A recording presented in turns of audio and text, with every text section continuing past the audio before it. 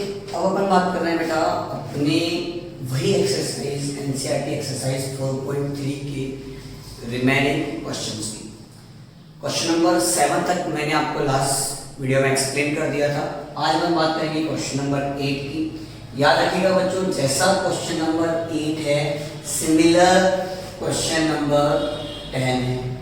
तो मैं आपको 8 एक्सप्लेन कर रहा हूँ, 10 आपको खुद को करना है। और ऐसा एक क्वेश्चन अपन प्रीवियस 4.1 में भी कंप्लीट कर चुके हैं, तो आप ध्यान रखें इसका। स्पेशली ट्रेन वाला जो क्वेश्चन है बहुत इंपॉर्टेंट है बोर्ड के पॉइंट ऑफ व्यू से, बहुत बार बोर्ड के अंदर पूछा जाता है। आज बात करते हैं क्वेश्चन के लैंग्वेज के according. A train travel 360 kilometre, that means distance equal to 360 kilometre at a uniform speed. Uniform speed का मतलब हो गया फिक्स, पढ़ा है आपने 9th क्लास में uniform speed and non uniform speed. तो uniform speed means speed of the train will be fixed, एक सेम स्पीड के साथ ट्रेन चलती जा रही है।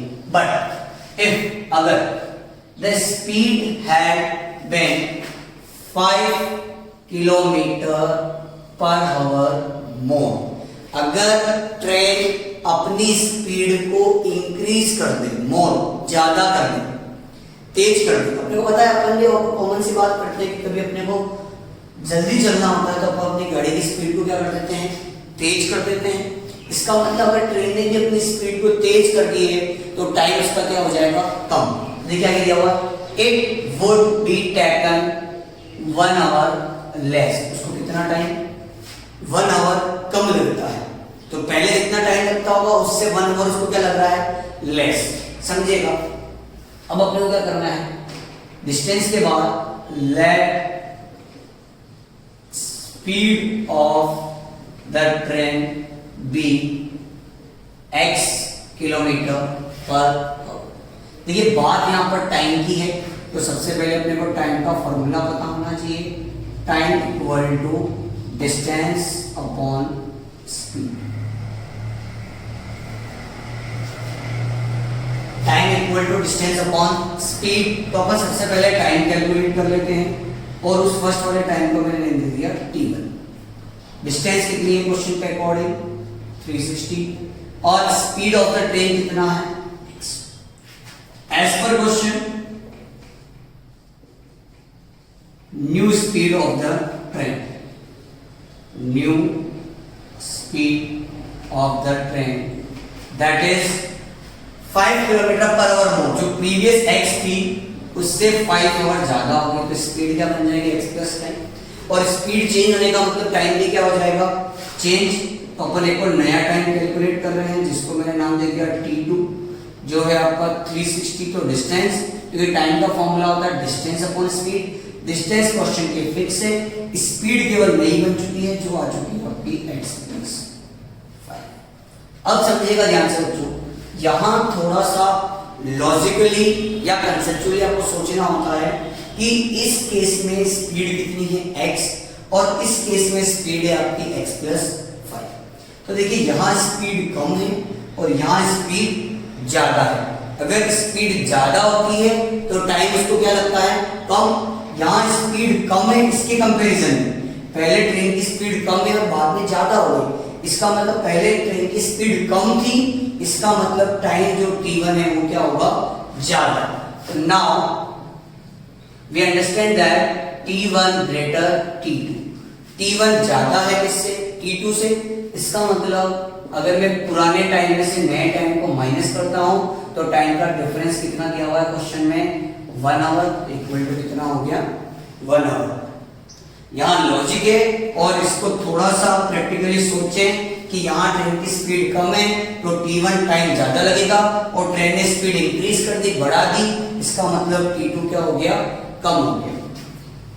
t1 की स्पीड अपने पास, सॉरी t1 की वैल्यू अपने पास है 360 अपॉन x, सेकंड अपने पास है 360 upon x plus 5 equal to 1। यहां से मैं 360 कॉमन ले सकता हूं, रिमेनिंग में रह जाएगा 360 मल्टीप्लाई में उधर जाएगा तो डिवाइड में, यहाँ ओनली रह गया 1/x। फिर अपन ने सीखा है कि ऐसे फ्रैक्शन को सॉल्व करने के लिए क्या करते हैं, एलसीएम लेते हैं। और एलसीएम का पैटर्न मैंने आपको सिखाया था, डिनोमिनेटर मल्टीप्लाई बाय डिनोमिनेटर। तो x मल्टीप्लाई होगा किसके साथ, x + 5 के साथ, और ऊपर के लिए करते हैं क्रॉस मल्टीप्लाई। 1 मल्टीप्लाई होगा x + 5 के साथ और ये x मल्टीप्लाई होगा 1 के साथ। तो इस -x से +x क्या हो जाएगा, और फिर अपन करेंगे क्रॉस मल्टीप्लाई। तो देखिए यहाँ रिमेनिंग रह जाएगा पहले 5 x multiply by x, x square, और x मल्टीप्लाई बाय 5, 5x। अब आप क्रॉस मल्टीप्लाई कर लें, x स्क्वायर + 5x 1 से मल्टीप्लाई होगा तो, और x स्क्वायर + 5x, सॉरी इसको मल्टीप्लाई करेंगे तो 1800 = 0। ये आपकी क्वाड्रेटिक इक्वेशन बन गई। और इसकी अब आपको करनी है मिडिल टर्म स्प्लिटिंग। तो आपको मिडिल टर्म स्प्लिटिंग आती है, अच्छे से सिखा रखी है मैंने आपको कि चाहे तो आप मिडिल टर्म स्प्लिटिंग कर लें, चाहे तो आप क्वाड्रेटिक फॉर्मूला भी यूज कर सकते हैं। मैं यहाँ बताता हूँ बच्चों आपको सॉल्व करके।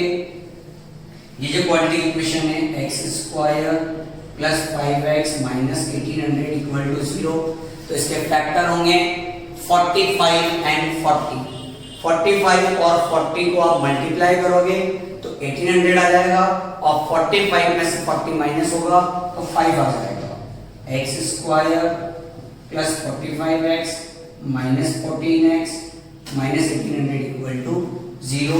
वही अपना पैटर्न कि अपन x को कॉमन ले लेंगे, x + 45, यहाँ से -40 कॉमन आएगा, x + 45, x + 45 and x - 40 = 0। एक बार आप इसको 0 करोगे तो आंसर आएगा -45, और एक बार इसको 0 करोगे तो आंसर आएगा +40। तो अपने को पता है कि स्पीड कभी भी नेगेटिव नहीं होती है, तो नेगेटिव वाले को अपन नेगलेक्ट कर देंगे, और x का आंसर कितना आ जाएगा 40। इसका मतलब आपने एज्यूम किया था स्पीड ऑफ द ट्रेन को क्या लिया था x, और उसका आंसर कितना निकल के आ गया 40। इसका मतलब जो क्वेश्चन की डिमांड है find the speed of the train, वो आंसर कितना हो गया आपका 40 km/h। याद रखिएगा बच्चों, ट्रेन वाले क्वेश्चन के अंदर अपने को फिक्स पैटर्न है, पहले डिस्टेंस हमेशा गिवन है क्वेश्चन में, स्पीड आपको एज्यूम करनी है, टाइम का फॉर्मूला लगाना है, और 2 बार टाइम कैलकुलेट करना पड़ेगा, t1 और t2।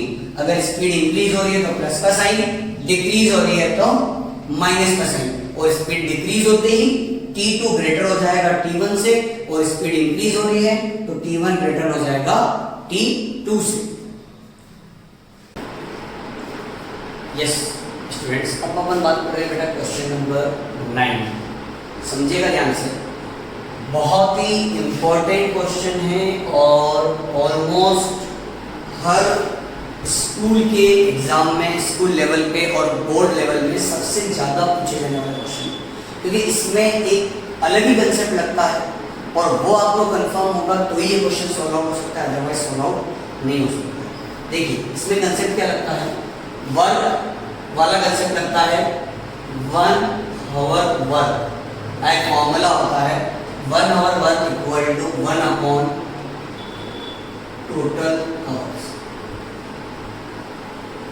ये एक फॉर्मूला यूज होता है इस क्वेश्चन के लिए कि अगर आपको किसी के 1 आवर वर्क, मतलब उसने 1 आवर में कितना वर्क किया वो पता करना है, तो इक्वल टू 1/टोटल आवर्स। उसका टोटल टाइम कितना लगा वो आप कंफर्म कर ले, तो 1/टोटल करते ही आपको क्या मिल जाएगा, उसका 1 आवर वर्क। That's it. ये सिंपल तरीका बताऊं, देखो ये वर्क आवर में भी चलता है, ये वर्क डे में भी चलता है। जैसे मैं किसी वर्क को 3 आवर में कंप्लीट करता हूँ, I just completed any work in 3 hours, तो मैं 1 आवर में कितना वर्क करूंगा 1/3। फिर अगले 1 आवर में मैंने कितना कंप्लीट कर दिया 1/3, और फिर मैंने कितना कंप्लीट कर दिया, तो थोड़ा मैंने अभी कर लिया, थोड़ा अभी मिला, और तीनों को मिला के मेरा पूरा वर्क क्या हो जाएगा कंप्लीट। तो मीनिंग ये है कि आपने टोटल टाइम को इक्वली स्लॉट में डिवाइड कर दिया, रेसिप्रोकल कर दिया। बहुत अच्छा सा एक और समझता हूँ, जैसे मैं किसी वर्क को 2 आवर में कंप्लीट कर रहा हूँ, तो मैं 1 आवर में फॉर्मूला क्या होता है, 1 आवर का मतलब 1 अपॉन टोटल, और टोटल टाइम कितना है, तो मैंने 1 आवर में कितना कंप्लीट कर लिया 1 अपॉन 2, और नेक्स्ट में भी मैंने कितना कंप्लीट कर लिया 1 अपॉन 2। इसका मतलब मैंने हाफ वर्क अभी कर लिया और हाफ का बाद में कर लिया, तो हाफ और हाफ मिलके वो वर्क क्या हो गया पूरा। इसका मतलब इसमें कंसेप्ट ये है कि आप जो टोटल टाइम यूज करते हो उसको इक्वली स्लॉट में क्या कर दो, डिवाइड करके सॉल्व करो। तो एक क्वेश्चन इस 1 आवर वर्क से ही सिंप्लीफाई होता है। कैसे होता है समझिएगा, पहले अपन क्वेश्चन को समझते हैं। 2 वाटर टैप्स, वाटर टैप का मतलब होता है पानी के नल जो आप यूज करते हैं home.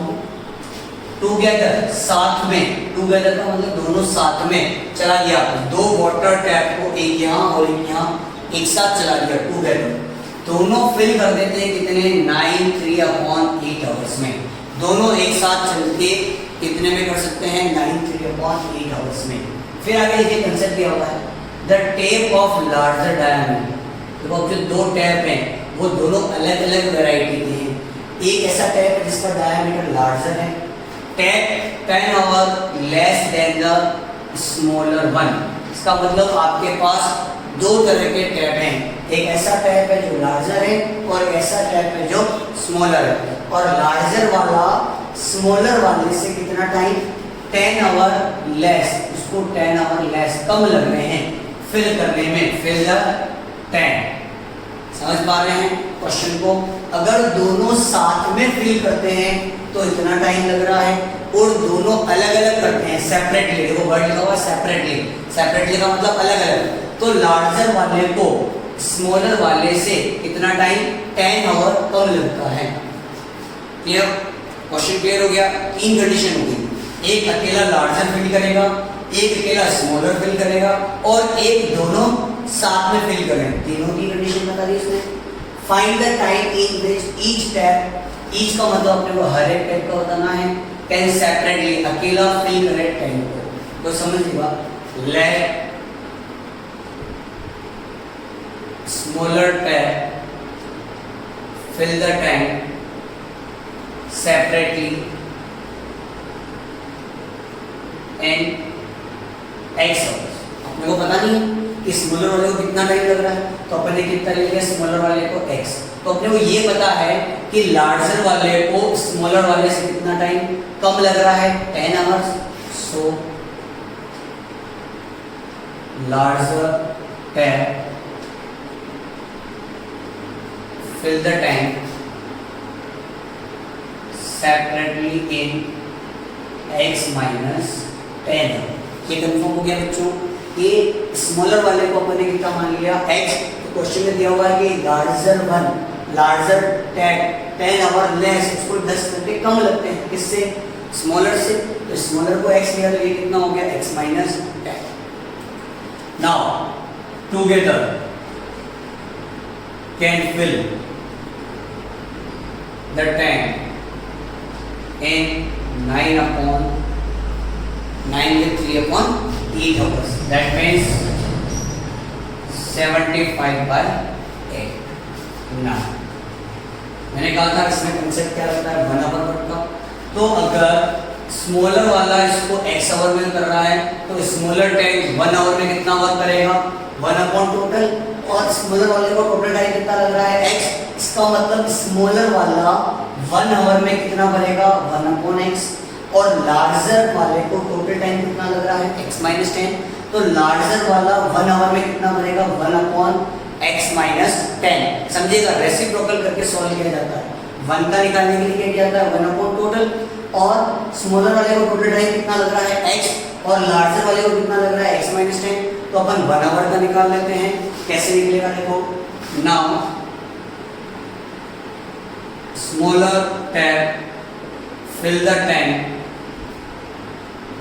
in 1 hour equal to 1 hour का मतलब क्या है 1 अपॉन टोटल, और स्मॉलर वाले को टोटल टाइम कितना लगा x, तो आंसर कितना हो जाएगा 1 अपॉन x। सिमिलरली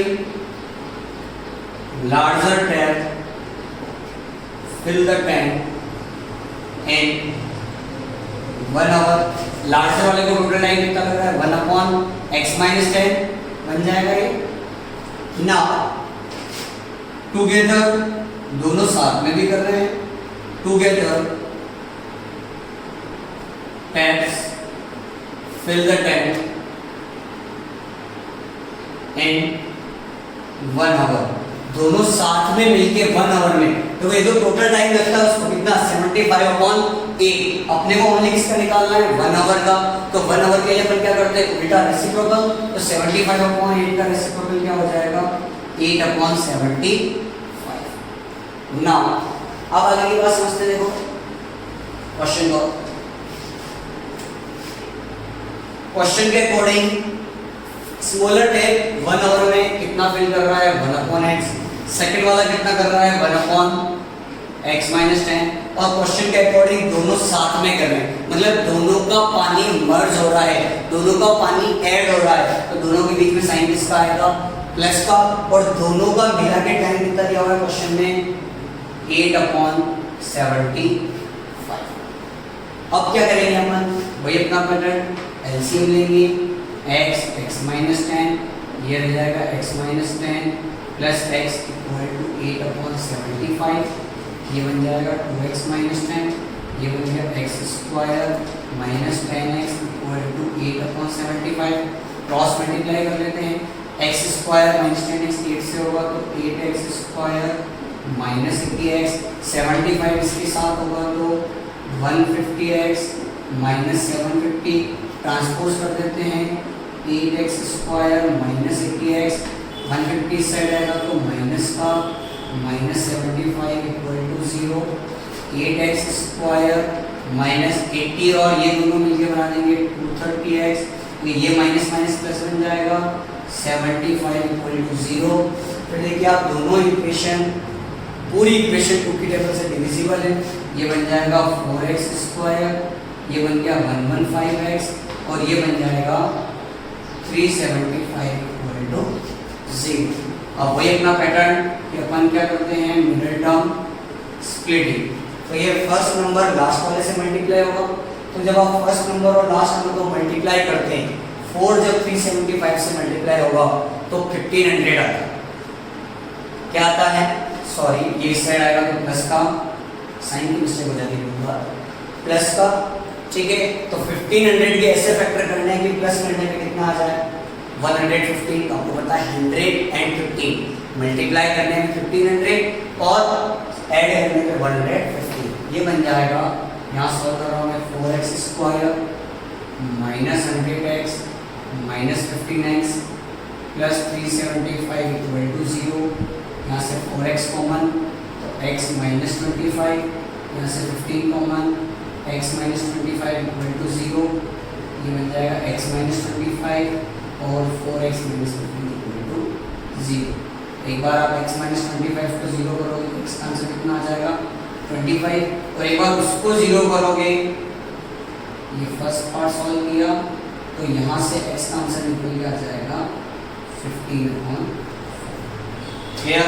अब समझेगा बच्चों, जो आपने x लिया था वो किसको लिया था आपने, स्मॉलर टैप। क्या लिया था x, इसका मतलब स्मॉलर टैप को टैंक को सेपरेटली अकेले को फिल करने में x का मतलब कितना टाइम लगेगा 25, तो लार्जर वाला जो है उससे 10 आवर्स कम ले रहा है।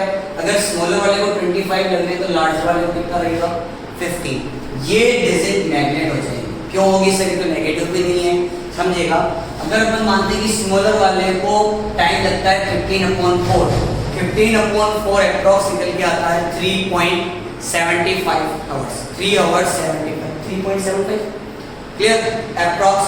इसका मतलब अगर इसमें से मैं 10 को माइनस करूंगा तो ये नेगेटिव आ जाएगा, इसका मतलब टाइम कभी भी नेगेटिव में पॉसिबल नहीं है, तो आपको कौन सा कंसीडर करना पड़ेगा, x का आंसर 25। कंसेप्ट याद रखिएगा, 1 आवर वर्क का फॉर्मूला होता है 1/टोटल, इसलिए अपन इसका हमेशा 1 आवर वाला कंसेप्ट यूज करते हैं। देखिए मैंने स्मॉलर का भी 1 आवर निकाला, लार्जर का भी 1 आवर निकाला, और टुगेदर साथ में वाले का भी अपन ने क्या कैलकुलेट किया 1 आवर। यही 1 आवर का कंसेप्ट है, इसलिए ये बोर्ड का सबसे इंपॉर्टेंट है। तो स्टूडेंट्स अब बात कर रहे हैं अपन क्वेश्चन नंबर 11 की। देखिए क्वेश्चन नंबर 10 मैंने कहा था 8 के जैसा ही है, तो वो आपको खुद से कंप्लीट करना है। वही डिस्टेंस गिवन है, टाइम t1 और टाइम t2 कैलकुलेट करोगे, थोड़ा सा ध्यान रखना कि स्पीड मोर है या लेस है, फिर आपको थोड़ा सा सोचना पड़ेगा कि T1 ज्यादा है या T2 ज्यादा है, और वही एलसीएम वाले पैटर्न से क्वेश्चन सॉल्व हो जाएगा। अब यहाँ पर बात कर रहे हैं क्वेश्चन नंबर 11 की। ये लास्ट क्वेश्चन है अपने एक्सरसाइज 4.3 का। Sum of the areas of two squares, two square है, उनके एरिया का सम कितना गिवन है क्वेश्चन में 468। इफ द डिफरेंस, एक तरफ सम दिया हुआ है, एक तरफ डिफरेंस दिया हुआ है, डिफरेंस किसका गिवन है, उनके पेरीमीटर्स का, is 24 metres, find the side of this two squares. देखिए दो स्क्वायर के एरिया का सम और उनके पेरीमीटर का डिफरेंस का मतलब कॉमन सी बात है कि दोनों की साइज अलग अलग होगी और अलग अलग होगी, एक लार्जर होगा और एक स्मॉलर होगा। तो अपन डिवाइड कर देते हैं क्वेश्चन को दो पार्ट में। फर्स्ट अपन बात कर लेते हैं लार्जर स्क्वायर के लिए, और एक साइड अपन बात कर लेते हैं किसके लिए, स्मॉलर स्क्वायर के लिए। Let side of the larger square be x and side of the smaller square be y। देखो पता है कि area of larger square equal to, square के एरिया का फॉर्मूला क्या होता है, साइड इनटू साइड, ये साइड स्क्वायर, और साइड को अपन ने कितना लिया हुआ है क्वेश्चन में x, तो इसका एरिया क्या हो गया x square and perimeter of larger square. Perimeter का मतलब होता है 4 इनटू साइड, 4 और साइड को मैंने क्या लिया हुआ है x, तो ये क्या बन गया 4x। इसी तरीके से एरिया ऑफ स्मॉलर स्क्वायर क्या बन गया y square and perimeter of smaller square कितना बन गया 4y। नाउ एज पर क्वेश्चन के अकॉर्डिंग सम करना है, किनका सम करना है, उनके एरिया का, और जो कितना गिवन है क्वेश्चन में 468। एरिया आपका निकला एक का x स्क्वायर और एक का y स्क्वायर, तो first equation x square plus y square equal to 468। Second part में दिया हुआ है if the difference of their perimeter, उनके पेरीमीटर का डिफरेंस, एक का पेरीमीटर 4x है और एक का पेरीमीटर कितना है 4y, 4x माइनस 4y, और उनका डिफरेंस कितना गिवन है क्वेश्चन में 24। क्या ये इक्वेशन 4 के टेबल से डिविजिबल है, ये हो जाएगा x minus y equal to 6। क्या मैं यहाँ से x की वैल्यू कैलकुलेट कर सकता हूँ, x का आंसर कितना आ जाएगा माइनस y हो जाएगा तो प्लस के y में, x का आंसर कितना आ गया 6 plus y। Now first equation है आपके पास x स्क्वायर और x का आंसर आपने कितना निकाल दिया 6 प्लस y, फिर आगे क्या है y स्क्वायर इक्वल टू 468। क्या यहाँ पर आइडिया दी है, यस a प्लस b का होल स्क्वायर, जो क्या होता है बताया मैंने पहले लगाई है, a square plus 2ab plus b square, ये बन जाएगा 36 plus 12y plus y square plus y square equal to 468। अब आगे समझिएगा बच्चों, y square plus y square क्या बन जाएगा 2y स्क्वायर प्लस 12y, उस साइड से कौन आएगा 468 equal to 0, 2y square plus 12y, 468 में से 36 माइनस करेंगे तो 432 इक्वल टू 0। ये पूरी इक्वेशन 2 के टेबल से डिविजिबल है, y square plus 6y minus 216 equal to 0। अब आप चाहें तो यहाँ मिडिल टर्म स्प्लिटिंग कर सकते हैं और आप चाहे तो क्वाड्रेटिक फॉर्मूला लगा सकते हैं और उससे आपको आंसर मिल जाएगा y का, और y की वैल्यू आप यहाँ पुट करके प्लस 6 करके आपको आंसर किसका मिल जाएगा x का। आप चाहे तो क्वाड्रेटिक फॉर्मूला लगा दें या मिडिल टर्म स्प्लिटिंग कर सकते हैं। क्लियर, फैक्टर आएंगे इसके 18 और 12, 18 एंड 12, 18 और 12 को मल्टीप्लाई करने पे 216 आता है और 18 और 12 को माइनस करने में कितना आ जाता है 6। तो एक प्लस का आएगा और एक माइनस का, तो माइनस वाला तो वैसे ही नेगलेक्ट हो जाएगा और आप इजीली इसको सिंपलीफाई कर सकते हैं।